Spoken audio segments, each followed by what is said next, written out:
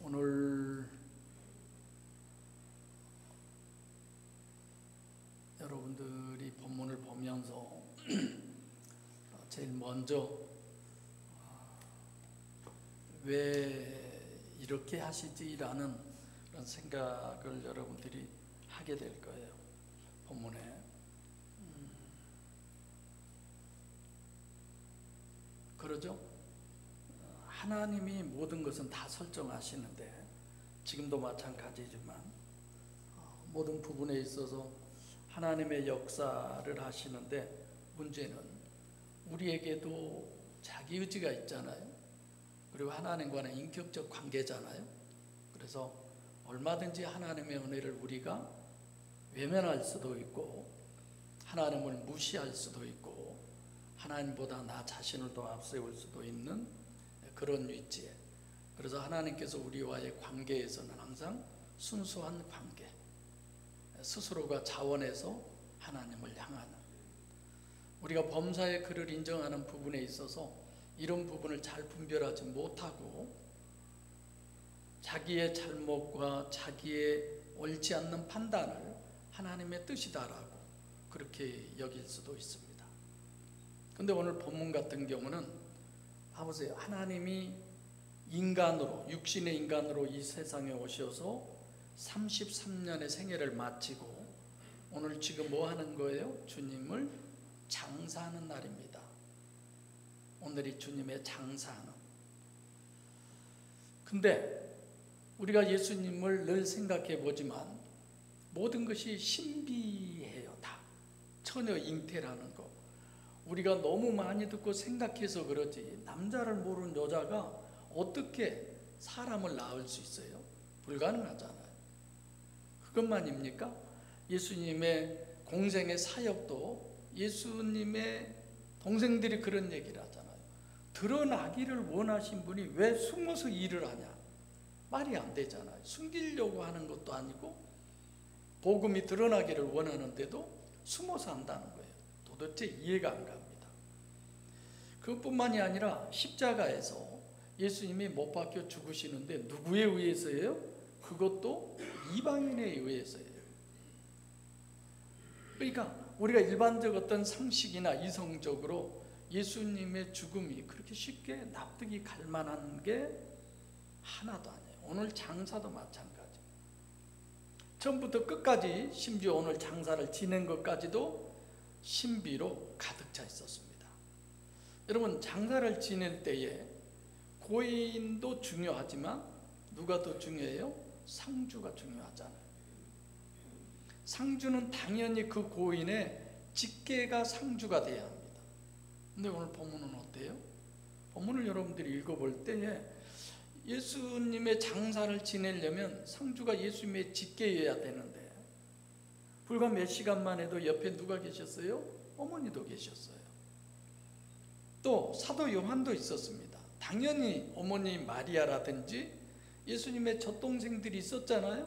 동생들이라든지 이런 사람들이, 아니면 예수님의 11사도 중에 한 명이라든지.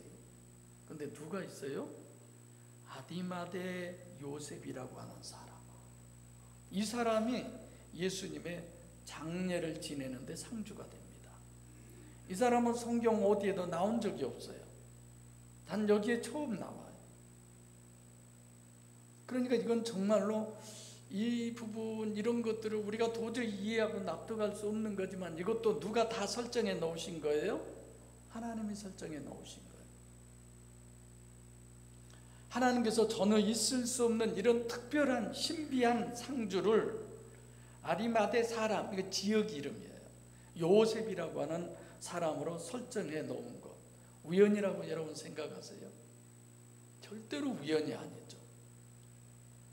마태복음 27장이나 마가복음 15장, 누가복음 23장 이런 데 보면 오늘 본문 내용 이런 부분이죠. 다 상주가 마리아라든지 형제라든지 사도들이, 그들은 그림자도 없어요. 예수님 장사 지내는데 베프로 아리마대 요셉이 예수님의 장례식을 주관하는 상주인 것입니다. 그러니까 이건 굉장한 강조법이죠. 뭘 얘기하려고, 어떤 것 때문에 하나님은 이와 같은 설정을 하셨을까, 이렇게 하셨을까? 당연히 우리가 생각해 봐야죠. 방금 전에도 얘기했지만 이 아리마대 요셉은 복음서 전체에 어디에도 등장하지 않아요. 이 사람의 역할은 하나뿐이에요. 예수님의 장례식에 상주로만 설정된 사람입니다. 굉장한 강조법이죠. 그러니까 장례식이 이렇게 신비하게 설정해 놓으셨으면 당연히 해석하고 이 본문을 정립하는 것은 그렇게 쉬운 일이 아니에요. 참 어떻게 보면 엉뚱한 일이고 신비한 일이죠. 그래서 꼼꼼히 따져봐야 돼요. 근데 또 시간이 많이 지나니까 자꾸만 이렇게 스스로가 재촉이 되는데, 우리말 번역으로는 시작이 아리마대 사람 요셉 이렇게 돼 있는데 원문은 메타데 타우타라고 해가지고 함께라는 뜻, 메타 함께. 그러니까 마태복음 마지막에도 볼지어다 내가 세상 끝날까지 너희와 항상 함께 있으리라, 하나님이 함께 하시겠다고 쓸 때의 단어가 이 헬라어 원어로 메타라는 단어예요. 그래서 이 본문을 보면서 우리가 생각할 것은 지금 예수님의 장례식을 제일 먼저 이미 장례 지냈다가 지난번에 재탕했다가 이제 3탕, 이게 장례식에 대해서 이렇게 구체적으로 계속 설명을 해 가는 거죠. 그 설명은 제가 다 빼고 그냥 얘기해 가겠습니다만은 오늘 본문의 메타로 또 시작을 합니다. 예수님의 장사 신학을 정립한 데는 이와 같이 세 번째나 지금 얘기하는데, 이건 전부 다 똑같이 전체를 얘기해야 돼요. 하나만 어느 것만 갖고 얘기해서는 안 된다는 거죠. 그러니까 예수님의 죽음을 지금 세 번째 반복을 하는 거죠. 그러니까 장사를 지낸다고 그래 놓고서 장사 얘기가 아니고 예수님이 죽으시는 얘기로 장사를 지금 우리에게 정립하고 있습니다. 근데 예수님의 장사를 어떻게 치른다고 그랬어요? 유대인의 장례법대로. 본문은 유대인의 장례법을 또 엄청 강조를 하죠. 왜 강조하냐? 봐보세요. 니고데모라고 하는 사람이 몰약과 침량을 얼마만큼 100근이나 가지고 왔다겠어요. 향품을 약 100근, 그리고 세마포로 예수님을 쌌다고 그랬습니다.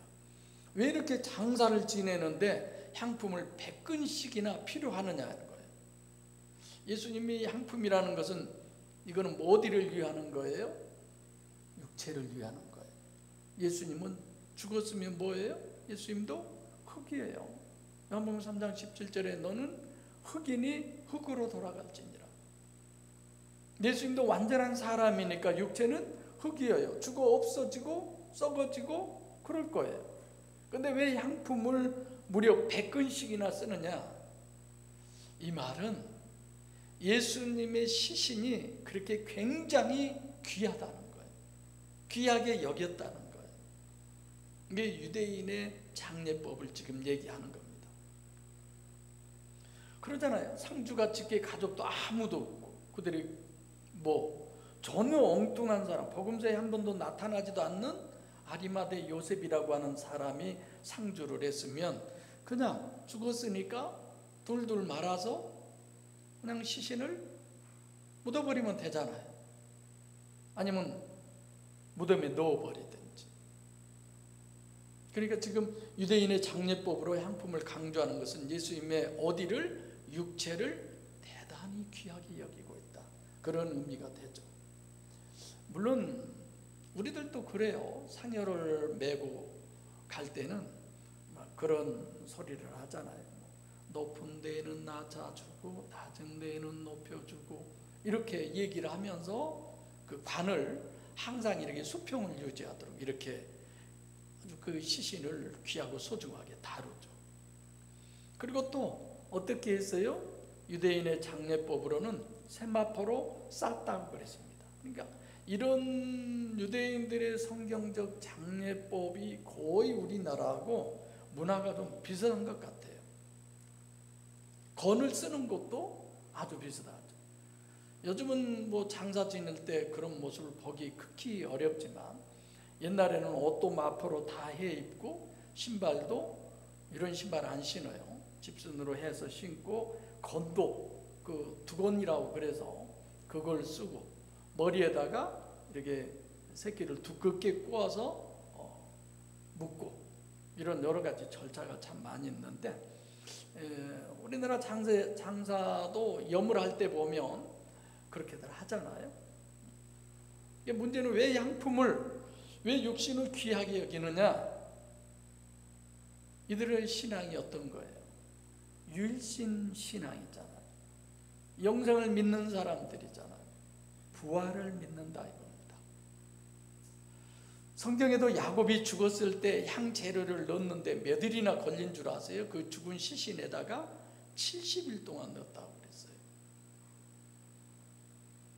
지난번에 영국 그 대형 박물관에 가서 보니까 3,500년 된 사람을 만나게 해주겠다고 그래서 영상이나 그랬는데 실제 미라가 그대로 있어요. 3,500년 썩지 않도록. 왜 이런 미라를 만들어요? 육신이 다시 산다는 믿음이 있기 때문에 그렇습니다. 근데 유대인의 장례법으로 아리마대 요셉과 니고데모가 예수님을 장사 지내는데도 그런 유대인의 장사법대로 장사를 한 거예요. 그리고 또 번역으로도 보면 예수님의 시체 38절과 40절에 그렇게 기록되어 있는데 시체라고 기록을 하려면 그 단어가 네크로스가 시체예요. 잘 아시죠? 죽은 자. 그게 네크로스, 시체. 근데 성경은 누구라고 그래요? 죽음이라고 그래요. 죽음. 죽으면서 예수님이 일어나셨다, 일어섰다, 이런 얘기예요. 그게 부활이죠. 시체가 도로 살아났다, 그런 의미가 아닙니다. 이렇게 우리가 생각을 하고 있기 때문에 부활이 뭐냐? 죽었다 살아난 것이다, 이렇게 생각을 하죠. 그러니까 예수님의 시체로 번역된 게 네크로스가 아니고 최소한도 사크로스, 아니면 육체 덩어리, 이런 건데 여기는 소마예요. 소마. 멀쩡한 사람의 몸, 산 사람에게 쓰는 용어가 소마라는 단어를 써요. 이게 죽은 시체인데 그러면 네크로스라는 단어를 써야 되는데 전혀 그렇게 하지 않아요. 그리고 42절이 예수를 거기 두었다는 거예요.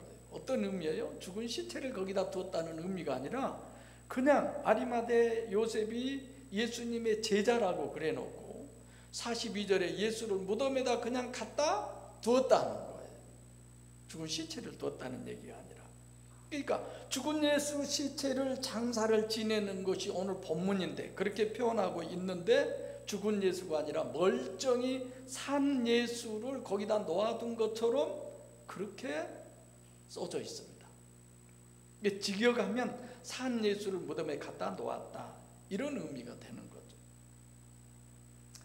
또 그 장사에 대해서도 여러분 너무 잘 아시죠? 우리나라 같이 땅을 파고 흙을 파고가 아니라 거기는 바위를 파고 시신을 거기다 갖다 두고, 그 카타콤이나 이런 데 보면은 막 미라처럼 굴이 엄청 많은데 그 자기네 그 굴이 있으면 그 굴 어느 지역에다가 파서 그냥 옆 굴땡이들을 파서 시신을 거기 넣고 흙으로 발라버리면 나중에는 바람을 쐬고 그러면 거기가 도로 단단해져 버려요. 그런 거 많이 들어보셨죠? 그래서 그냥 온 가족 집안 식구들 다 거기다가 장사를 지내고 그러죠. 막벨라 동굴 아시죠? 그러니까 지금 여기 42절에서 시체를 갖다 놓았다, 이런 부분도 예수를 갖다 놓았다라고 하는 부분은 미리 말씀드리면 이중체인 신인 메시아를 갖다 놓았다, 이런 거죠. 계속 설교를 들어오셔서 여러분들은 이해하시겠지만 그런 내용이에요. 예수님의 시체를 취급하는 것은 죽은 예수의 몸뚱아리가 아니라 이중체인 신인 메시아를 죽은 것이 아니라 산채로 갖다 놓았다라고 그래야 지금 그런 의미로 장사를 우리에게 설명하고 있습니다. 그러니까 도저히 죽은 사람을 장사 지내는 것으로 직역으로는 불가능한 게 오늘 본문이에요. 이게 본문 내용을 보면 산 사람을 그냥 갖다 놓은 것처럼 그렇게 기록이 돼 있어요. 그런데 여러분 봐보세요. 제가 이 사람은 한 번도 성경에 나온 적도 없다고 그랬는데, 아리마대 사람 요셉이 예수의 제자나 38절에 그러잖아. 예수님의 제자라고 그러잖아. 아리마대 요셉도 예수님의 제자란 얘기예요. 그럼 예수님의 제자면 예수님을 따라다니면서 보고 배우고 그래야 제자잖아요. 근데 공생의 사복음서 어디에도 이 사람 등장하지 않아요. 예수님의 장례를 치룰 때만 상주로 등장하는 사람이 이 사람이에요. 그러니까 우리가 생각해 보면 다른 제자도 있겠지, 12제자 이외에 70명, 나중에는 120문도, 나중에 또 500여 명, 이렇게 여러 명 많이 있잖아요. 그 중에 한 명이구나 이렇게 생각할 수 있지만, 저는 본문에서 예수님의 제자가 두 가지로 우리에게 설명을 하고 있구나. 자, 예수님도 이중체이기 때문에 하나는 겉사람 예수님의 제자가 있고 또 하나는 속사람 예수님의 제자가 있다 이겁니다. 그러니까 겉사람 예수님의 제자 있다 얘기하겠지만, 어쩌면 내가 너희를 도무지 알지 못하노라의 대상이 될 수도 있는 거죠. 그래서 예수님의 제자가 두 가지를 얘기하는데, 겉사람 예수의 제자 어떤 사람이에요? 보이는 예수, 육신의 예수, 그 예수의 제자들. 그러니까 갈릴리에서 예수님을 따라다니던 12제자예요. 그럼 대표가 누구예요? 베드로. 결국 예수님이 십자가 앞에 설 때에 예수님을 그렇게 부인하잖아요. 두 번째로는 속사람 예수님의 제자, 호예수 제자는 누구예요? 예수님이 살았을 때에 예수님을 보고 따르고 그럴 수가 없는 사람, 예수님이 죽고 난 다음에 속사람 호예수의 제자, 오늘 본문대로 본다면 아리마대 사람 요셉, 그리고 누구예요? 니고데모. 이 니고데모는 나온 적이 있죠? 겉사람의 제자는 육적 제자고 호예수의 제자는 영적 제자다, 이렇게 우리가 나누어 볼 수 있습니다. 그래서 아리마대 요셉이 예수님의 영적 제자라는 보충 설명이 누구냐? 니고데모예요. 지금 두 사람을 하나로 우리가 볼 수 있잖아요. 요한복음 3장에 예수님께 왔던 사람인데, 거듭나는 논리를 가지고 예수님하고 토론을 한 사람이에요. 그러니까 의미가 아리마대 요셉은 영적 제자고 베드로는 육적 제자라는 의미죠. 왜 예수님의 장례식의 상주를 베드로로 하나님이 설정을 하지 않고 아리마대 요셉으로 설정을 하셨느냐? 이 질문을 오늘 본문을 통해서 하나님은 여러분과 저에게 하고 있습니다. 내가 왜 그런 줄 알아? 베드로도 있고 예수님의 동생들도 있고 그의 어머니도 있고 상주할 사람 많이 있어. 그럼에도 내가 그 사람들을 하지 않고 성경에 한 번도 나오지 않았다. 이 아리마대 사람 요셉을 그리고 니고데모를 통해서 왜 내가 예수님의 장사의 상주를 그들로 쓰는 줄 너희들 한번 생각해봐. 이 질문을 우리에게 하는 거죠. 왜 그래요? 마리아나 요한이나 베드로는 겉 예수, 육체 예수. 그런데 그 육체 예수는 지금 살았어요? 죽었어요? 죽은 거예요. 그러면 죽은 예수의 제자가 되는 거죠. 왜 하나님은 이렇게 굳이 예수님의 죽음에 대해서 첫 번째, 두 번째, 세 번째까지 해가면서 아리마대 요셉으로 예수님의 장례식의 상주로 세우셨을까? 중요한 질문입니다. 아리마대 요셉은 죽은 예수의 상주로 세우지 않고 이중체이기 때문에 산 예수의 상주로 아리마대 요셉을 세웠어요. 만약에 죽은 예수의 제자나 또는 마리아를 상주로 해놓으면 부활 예수는 누가 되는 거예요? 그 육체가 죽었다가 그 육체가 그대로 살아난 그 사람이 부활 예수가 되는 겁니다. 그래야 되잖아요. 아리마대 요셉이 상주가 되면 부활 예수는 죽은 적이 없는 예수예요. 그러니까 호 예수는 죽은 적이 없잖아요. 여러분과 제 영은 죽지 않잖아요. 지옥을 가는 그 사망이라고 하는 것은 있지만 우리의 영은 죽지 않잖아요. 그래서 오늘 본문도 안식일도 또 얘기하고 있어요. 안식일 설정을 우리가 이해하려면 하나 더 아셔야 돼요. 유대인의 안식일, 안식일도 누구라고 그래요? 유대인의 안식일. 그 말은 하나님이 안식일 계명을 설정하신 것을 성경대로 지킨다는 뜻입니까? 아니면 잘못 지킨다는 뜻입니까? 유대인의 안식일이라고 하는 말, 하나님의 안식일이 아니라 이건 뭔가가 다르다는 거예요. 안식일 때문에 여러분 봐보세요. 장사도 지내며 어디로 가기를 원해요? 고향으로. 사라도 그랬죠. 요셉도 그랬죠. 야곱도 그러죠. 죽으면 다 어디로 가요? 몇백 년이 지났어도 고향으로. 근데 예수님은 고향이 여기 예루살렘이 아니잖아요. 예루살렘에다 장사를 지내요. 왜 그럴까요? 안식일 때문에 그래요. 예수님이 십자가에 못 박히신 거기에 무덤도 있고, 그리고 42절에 뭐라 그래요? 안식일이 가깝기 때문에. 왜 예수님의 시신을 갈릴리에 운송하지? 시신을 갈릴리에 운송해다가 갈릴리 나사렛에서 장사 지내고 다 그래야 하는데 왜 예루살렘에서 장사를 지내느냐? 생각할 게 너무 많아요, 오늘 본문은. 근데 다 할 수는 없잖아요. 하나님이 예루살렘에서 꼭 지내야만 되기 때문에 그렇게 하신 거예요. 안식일 계명으로 설정해 놓으신 주님의 장사, 이건 정말 중요한 겁니다. 유대인의 안식일 계명이라고 말씀하신 것은 시간적 개념이 아니고 지금 장소적 개념이에요. 반드시 예루살렘에다가 예수님의 장사를 지내야 돼요. 엄청난 강조죠. 여러분 생각해 보세요. 예수님은 나사렛에서 처녀에게 잉태되셨어요. 그리고 베들레헴에서 출생하셨어요. 나사렛에서 성장했어요. 갈릴리에서 공생의 활동을 했어요. 예루살렘에서 십자가에 죽으시고, 예루살렘에서 장사하시고, 예루살렘에서 부활하시고, 예루살렘에서 승천하시고, 그리고 예루살렘에서 오순절 성령으로 강림하셨어요. 그렇죠? 이런 부분을 우리가 잘 알고 있어야 돼요. 그저 주일 되면 교회 다니고 교회의 어떤 프로그램에 익숙해져서 거기에 맞는 습관적인 신앙, 그게 아니에요. 요한복음 17장 3절에 유일하신 참 하나님과 그의 보내신 자 예수 그리스도를 아는 것이 영생이다.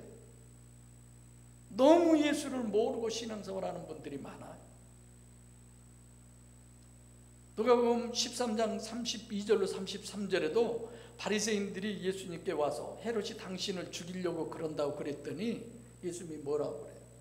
오늘과 내일은 내가 할 일을 다 해야 된다. 그리고 제3일에 완전해질 것이다. 부활을 얘기하죠.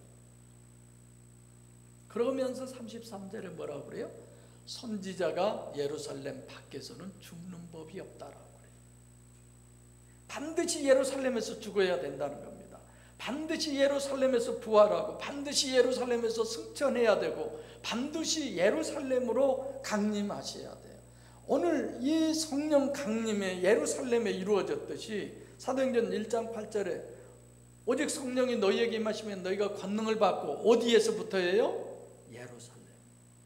여러분과 제 심령에서부터예요. 할렐루야. 우리 심령 안에서.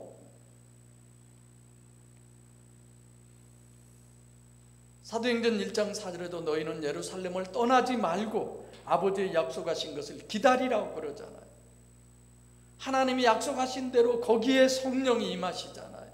하나님은 성경에 수없이 우리의 바깥에서, 우리의 외에서 끊임없이 역사한 엘로힘적 역사 많이 있습니다. 역사가, 여호와적 역사도 오늘 우리는 우리 심령 안에 임마누엘의 역사가 있어야 합니다. 무덤에 두었듯이 생명이신 예수 그리스도를 우리들의 심령 안에 두셔야 돼요. 그분을 하나님이 이렇게 완벽하게 설정을 해 놓으신 거죠. 왜 이렇게 예수님이 그러시느냐? 예수님의 생애도 두 가지가 있어요. 하나는 갈릴리에서의 예수님의 생애. 갈릴리에서의 예수님의 생애는 겉사람이에요, 속사람이에요? 겉사람. 또 하나는 참 메시아는 예루살렘의 메시아예요. 마태, 마가, 누가, 요한복음 네 복음이 공이 증거하는 것은 예수님의 예루살렘 입성을 똑같이 다 증거해요.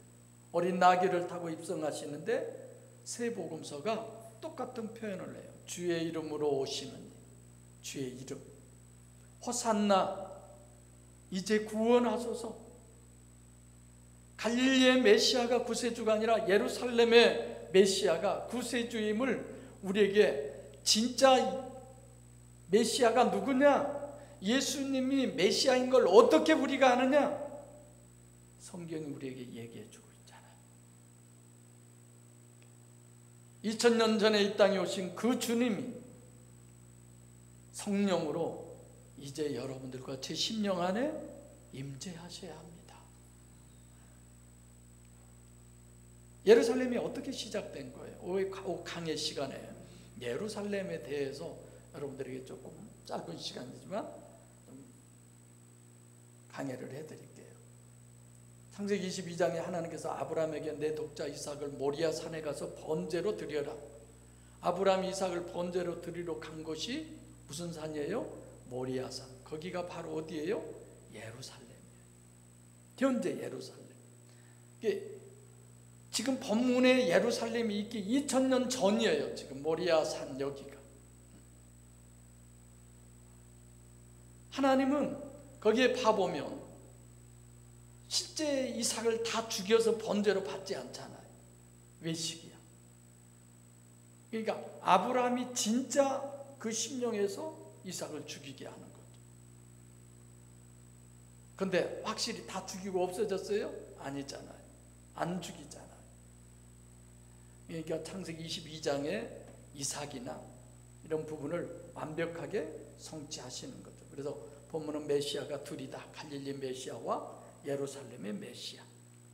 그리고 두 번째로 이 앞선에 그 참 믿음 알레데이아에 대해서, 진짜 믿음에 대해서 얘기했는데, 그 믿음도 그럼 가짜 믿음이 있고 진짜 믿음이 있다는 거죠. 그러죠? 가짜 믿음이 뭘까요? 그냥 하나님을 안 믿으면서 믿는다고요? 그런 거 아니에요.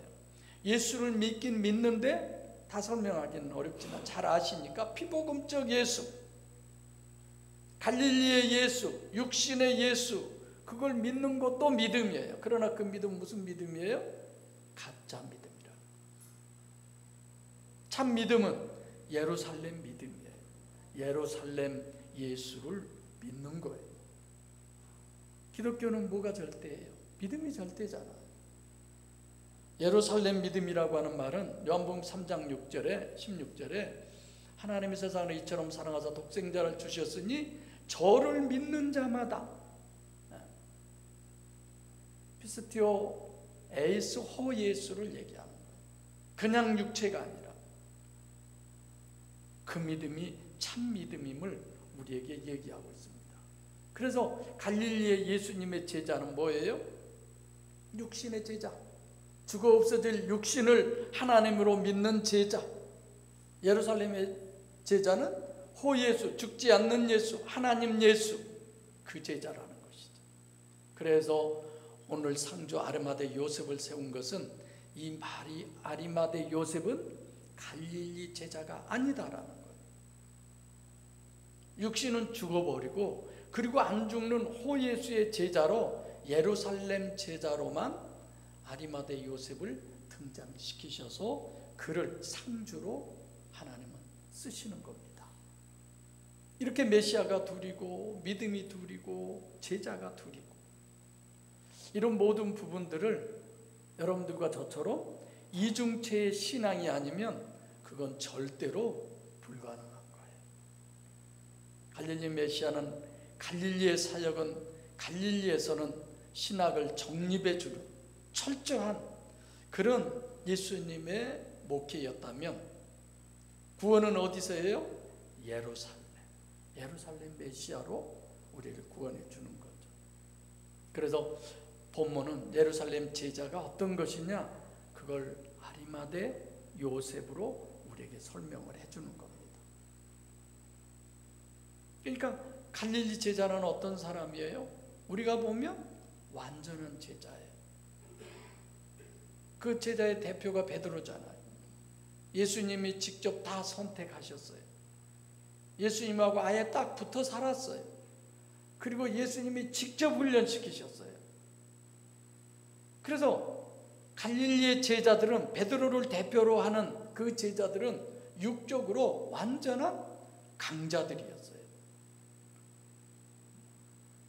그런데 예수님이 마지막에 어떻게 합니까? 베드로가 결국 부인하고 엄청난 인간적으로 강자인 줄, 자기의 의지로도 강자, 모든 면에서 완전했지만 오죽하면 예수님이 마태복음 26장 31절로 33절에 나하고 너와의 관계에서 뭘 해라? 스칸달리죠.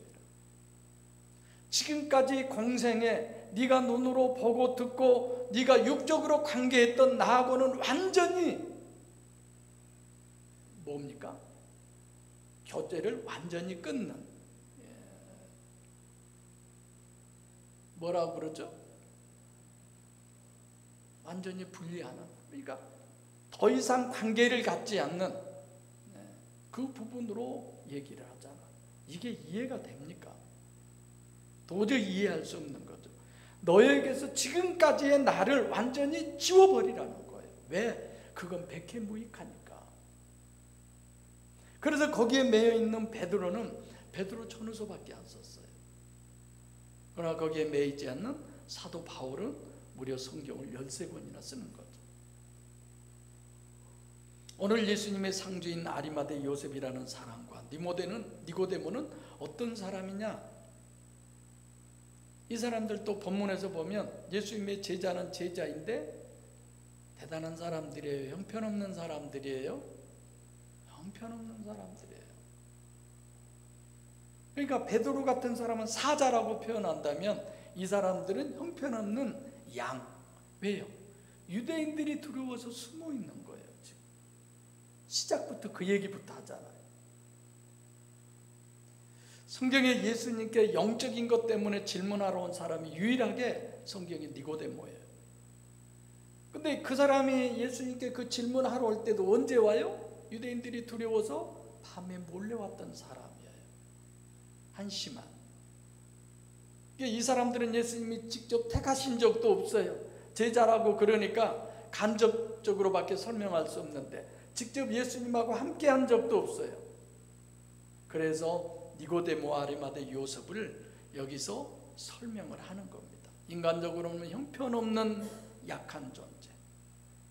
이 사람들이 그런데 예수님의 장사를 지내는 거예요. 그리고 나중에 보면 예수님이 이제 부활하시죠. 다음 얘기입니다만은 요한복음 20장 19절 26절 보면 유대인들이 두려워서 문을 잠그고 부들부들 떨고 있는 거예요. 인간으로서는 강자라면 둘째 가면 서러워할 정도의 제자가 베드로잖아요. 그들도 역시 두려워서 부들부들 떨고 유대인들이 두려워서. 그런데 이 사람들 어때요? 빌라도한테 가서 시체를 달라고 하는 거예요.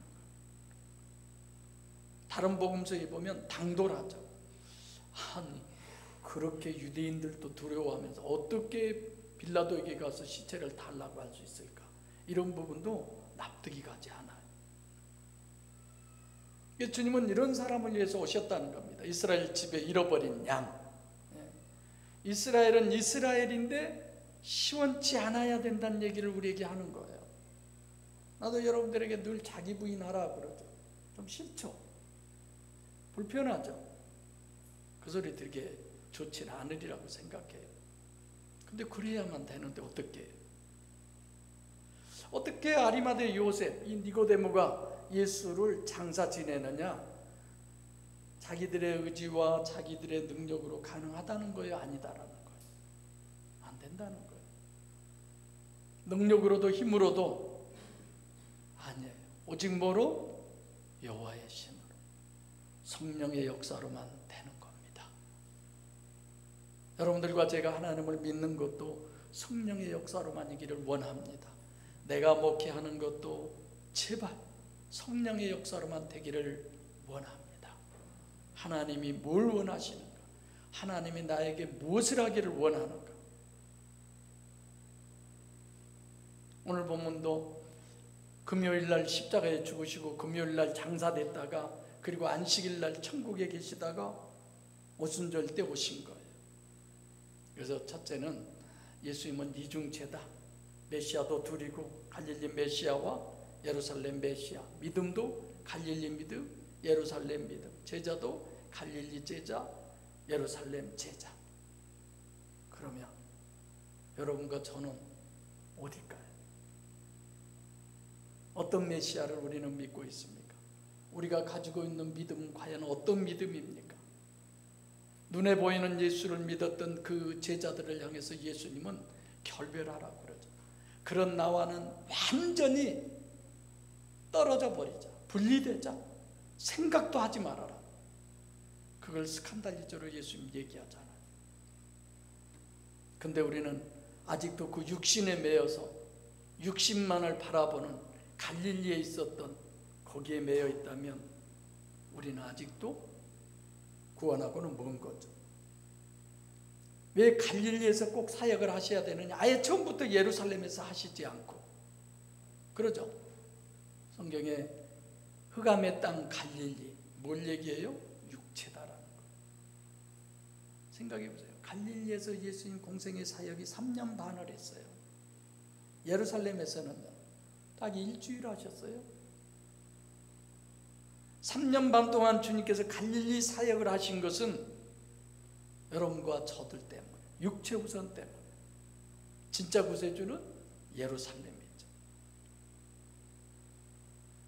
갈릴리 믿음은 스칸달리조 해버려야 합니다.